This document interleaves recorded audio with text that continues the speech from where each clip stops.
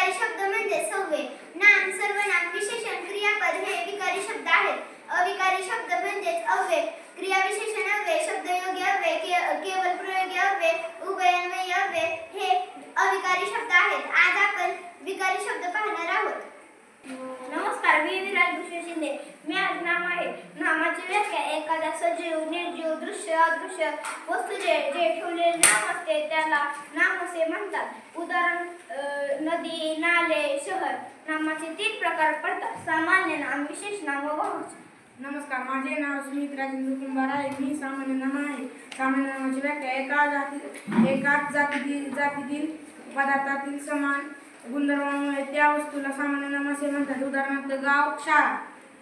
नमस्कार, माझे नाव रघुनंदन देवगाते. मी विशेष नाम आहे. विशेष नामाची व्याख्या ज्या नामाने जातीचा बोध होत असून त्या जातीतील एक विशिष्ट व्यक्ती किंवा वस्तू याचा बोध होतो त्यास विशेष नाम असे म्हणतात. विशेष नामाचे उदाहरण आंबा हे फळ आहे, त्यातील आंबा हे विशेष नाम आहे. नमस्ते, मी हनुमान चव्हाण. मी आज बहुवाचक नाम आहे. बहुवाचक नामाची व्याख्या ज्या नामाने व्यक्ती किंवा प्राणी, वस्तू यांमधील असलेले गुण, दोष अथवा भाव यांचा बोध होतो त्यास बहुवाचक नाम असे म्हणतात. उदाहरणार्थ आनंद, सुख, सुगंध. नमस्कार, माझे नाव वेदांत केशवराज. मी आज सर्वनाम आहे. सर्वनामाची व्याख्या नामाऐवजी वापरल्या जाणाऱ्या शब्दाला सर्वनाम असे म्हणतात. उदाहरणार्थ श्याम, तू वयाने खूप मोठा आहेस. तू हे सर्वनाम आहे. सर्वनामाचे 4 प्रकार पडतात: पुरुषवाचक सर्वनाम, दर्शक सर्वनाम, संबंधी सर्वनाम, प्रश्नार्थक सर्वनाम. नमस्कार, माझे नाव रघुनंदन कुंभार आहे. मी आज पुरुषवाचक सर्वनाम आहे. माझी वाक्य बोलणाऱ्याच्या ज्याच्याशी आपण बोलतो व त्यांच्याविषयी आपण बोलतो त्या व्यक्तींना वस्तूंना व्याकरणात पुरुषवाचक सर्वनाम असे म्हणतात. पुरुषवाचक सर्वनामाचे 3 प्रकार पडतात. प्रथम पुरुषवाचक सर्वनाम, द्वितीय पुरुषवाचक सर्वनाम, तृतीय पुरुषवाचक सर्वनाम. नमस्कार, मी दर्शक सर्वनाम. जवळची किंवा दूरची वस्तू दाखवण्यासाठी जे सर्वनाम वापरले जाते त्या सर्वनामाला दर्शक सर्वनाम असे म्हणतात. उदाहरणार्थ हा, ही, हे, तो, ती, ते.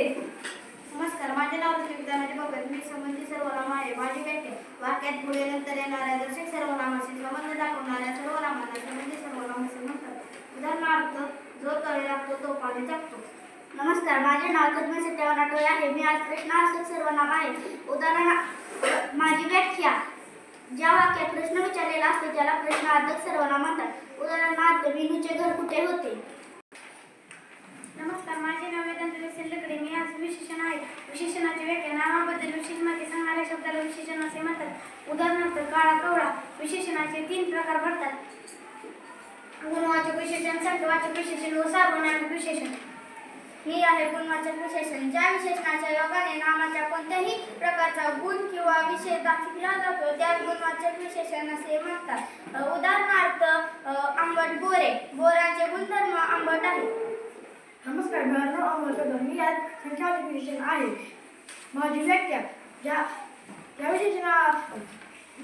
विशेषणाने संख्या दाखवली जाते त्याला संख्यावाचक विशेषण असे म्हणतात. उदाहरणार्थ 12 मुलं क्रिकेट खेळत आहेत. 12 हे संख्यावाचक विशेषण आहे. नमस्कार, मी सूरज संदीप. मी सार्वनामिक विशेषण आहे. सार्वनाम विशेषण याची व्याख्या सर्वनाम बसून बनलेल्या विशेषणास सार्वनामिक विशेषण किंवा सर्वनाम साधित विशेषण असे म्हणतात. उदाहरणार्थ हा मनुष्य, तो पक्षी, माझे पुस्तक.